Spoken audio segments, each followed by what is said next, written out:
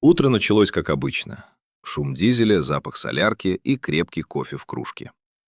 Капитан Михаил стоял у штурвала своего катера «Бриз», прикидывая, сколько топлива уйдет на обратный путь. Тишину нарушил резкий крик Дениса, молодого помощника, который в это время драил палубу. «Михалыч, смотри вверх! Орел!»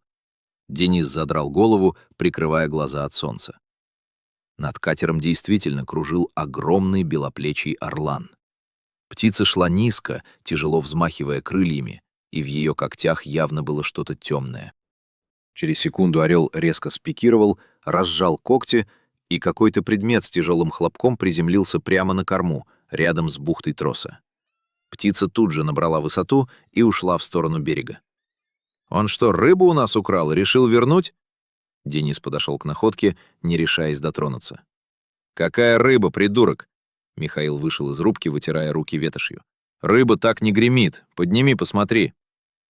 Денис поднял мокрый, обмотанный в несколько слоев прозрачным скотчем сверток. Это был старый кожаный кошелек, тяжелый и холодный от воды. Внутри сквозь пленку проглядывала какая-то бумага. «Нож дай», — скомандовал капитан. Михаил аккуратно вспорол скотч. Внутри кошелька лежала пачка промокших сигарет, связка ключей с ярким брелоком-поплавком и сложенный в четверо листок из школьной тетради. Развернув его, Михаил нахмурился.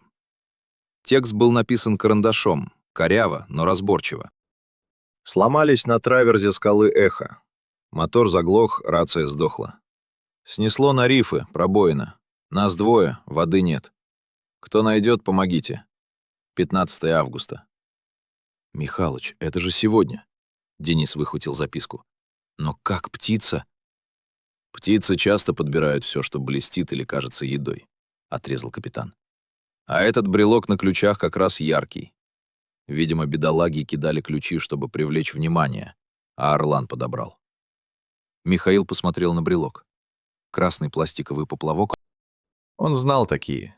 Его сосед по причалу Савельев вешал их на ключи от своего катера, когда уходил в море с сыном. «Капитан, до скалы Эхо часа полтора хода.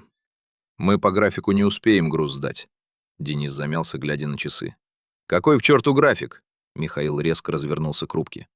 «Там люди на рифах сидят, а море к вечеру раздует. Садись на рацию, вызывай береговую охрану. Дай наши координаты и скажи, что мы меняем курс». Михаил до упора выжал рычаг газа. Мотор взревел, катер заложил крутую дугу, разрезая волну. Капитан сжал штурвал до белизны в костяшках. Впереди за горизонтом была скала Эхо, и теперь каждая минута решала, станет ли эта история спасением или очередной трагедией в сводках новостей. Орел уже давно скрылся из виду, но его посылка лежала на приборной панели как напоминание о том, что в море иногда случаются вещи, которые невозможно объяснить, но которые нельзя игнорировать. Дорогие друзья, если вам понравилось видео, поставьте лайк, а также подписывайтесь на канал, где наши авторские истории выходят каждый день.